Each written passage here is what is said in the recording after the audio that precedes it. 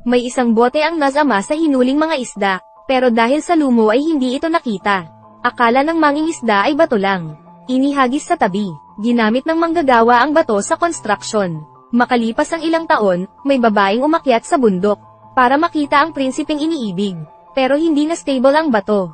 Nahulog ang babae, nabasag din ang bato. Nagtaka siya kung anong nasa loob. Pagbukas niya, may usok na lumabas. Nakalabas na ang genie na matagal na kulong. Hinimatay naman ang babae. Ginaiseng siya ng genie. Sinabihan siya na kaya niyang tuparin ang 3 kahilingan. Ang unang hiling ng babae ay makuha ang prinsipe. Binigyan ng genie ang babae ng mahiwagang oil. Basta maamoy lang ito ng prinsipe, tatalab na. Binulong din ang pangalan ng babae habang natutulog. Pinatawag na sa palasyo ang babae. Natupad na nga ang pangarap ng babae. Sabi ng genie na dapat itago niya ang bote. Dahil pag napunta ito sa iba, ang mga hiling niya ay mawawala. Ang pangalawang kahilingan niya, gusto niyang mabuntis. Pero nang mabuntis siya, sobrang taas na niya. Hindi ito nagustuhan ng reyna. Gusto ng reyna na ang anak niya ang magmamana. Naghanda ito ng patibong. Sinabihan ng hari na may masamang balak daw ang prinsipe. Kakaiba talaga ang salita ng reyna. Pagdating ng prinsipe, di pa nakakaimik, inatake na siya ng mga kawal. Sinabi ng genie sa babae ang nangyari sa prinsipe. Hinikayat na ay lahad ang 3 hiling. Dahil pag di makumpleto ang 3 hiling, ang genie ay babalik sa bote. Pero di naniwala ang babae na may nangyari sa prinsipe. Tumakbo siya para hanapin ito. Pero naabutan siya ng sundalo. Di siya nakalaban. Tinapon siya sa dagat. Niligtas ng genie ang babae. Pero namatay ito. Hindi rin nakumpleto ang 3 hiling. Kaya nakulong ito muli sa bote. Makalipas ang mga taon, ilang henerasyon na, sumubok para makalabas ang genie mula sa bato. Pero di sila nagtagumpay. Hanggang sa may isang babae. Nadulas. Nabasag ang semento. Saka nakalabas ang genie. Nag-offer siya ng 3 kahilingan. Pero akala ng babae ay peke siya. Kinulong ito muli at tinapon sa dagat. Makalipas ang ilang taon, ito ay lumabas sa isang isda. Gustong makita ng babae ang laman ng bote. Pagbukas niya, agad lumabas ang usok. Nakalaya ulit ang genie. Hindi naman humiling ang babae. Hinayla niya ito at nilagay ang palad sa makina. Kakaiba pala ang babae. Sabik siya sa kaalaman. Gumawa siya ng mga shadow puppet. Pinakita pa niya sa genie ang imbensyon. Pinaandar niya ito. Umikot ang bagay at lumipad. Kung wala lang sanang problema, hindi na kailangan magtago. Bawal kasing mag-aral ang mga babae. Akala ng mga tao ay mangkukulam siya.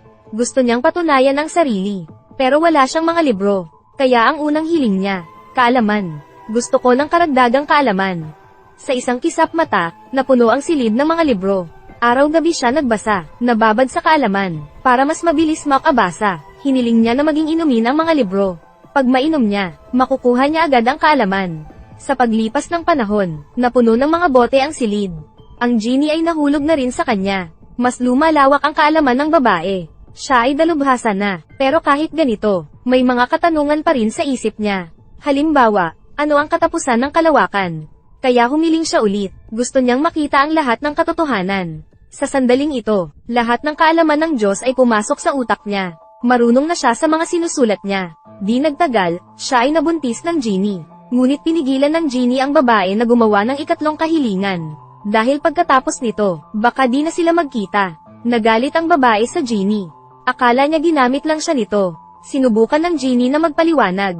Pero ayaw makinig ng babae. Sa huli nagtago na lang ang genie. Sa sobrang galit niya, nasabi niya, sana hindi na lang kita nakilala. Sa isang iglap, lahat ng mga alaala ay nawala. Nakulong ulit sa bote ang genie. Matapos ang ilang taon, napunta sa eroplano ang bote. Nakarating sa mga tindahan. Hinugasan ng babae ang bote. Pero nabuksan niya ang takip. Agad lumabas ang usok, lumipad at lumabas sa pinto. Natulala ang babae. Nakita niya ang malaking kamay. Gusto niyang lumapit, pero biglang napaatras. Dahan-dahan naglakad. Sinuot ang salamin. Nakita niya ang malaking genie. Kinausap niya ito, pero di ito sumagot, hanggang sa nagsalita siya ng ancient Greek. Sabi niya siya ay isang genie. Ilang taon nang nakulong sa bote. Nagsimulang lumiit ang katawan. Nilagay nito ang kamay sa laptop, para mapag-aralan ang modernong sandali. Hindi lang iyon, nagka-interes din siya sa telebisyon. Hinigop nito ang tao. Nagulat ang babae. Sinabihan niya na ibalik ang tao. Para magpasalamat sa babae, binigyan niya ito ng 3 hiling. Pero di pa nakaka-recover ang babae sa mga nangyari. Napatingin ang genie sa kanya. Inadjust nito ang taas ng katawan. Gusto niyang makumpleto ng babae ang tatlong hiling. Kundi hindi siya makakalaya sa bote. Kinuwento ng genie ang nangyari sa kanya. Siya ay kaibigan ng isang reyna. Pero lihim niya pala itong minahal. Hanggang sa pagdating ni Solomon.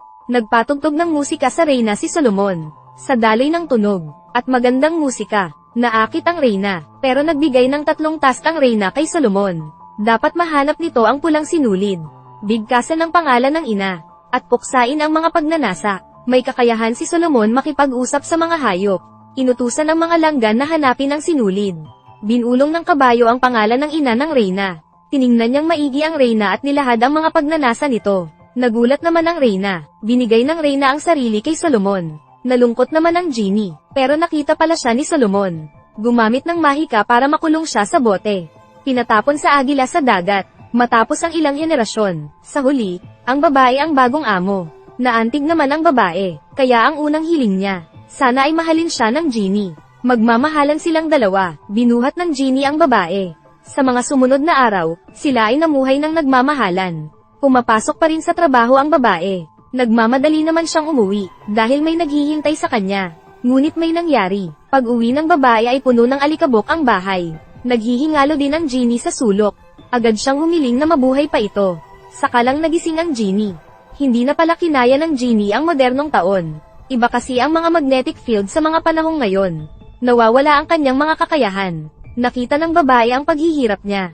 Naiintindihan niya na ang genie ay di pwede sa mundo. Kaya ang huling hiling niya. Umaasa siyang bumalik ang genie sa sarili niyang mundo. Pagkasabi, nabasag ang bote, naging malaya na ang genie. Pagkaalis ng genie, sinulat ng babae ang mga nangyari. Hindi siya nagsisi sa hiniling niya. Dahil kung mahal mo ay hahayaan mo. Naglakad ang babae sa damo at umihip ng hangin. Bigla siyang may napansin. Bumalik pala ang genie para sa kanya. Malakas na rin ito, magsasama na silang dalawa. Kung makukuha mo ang bote, ano ang iyong hihiling?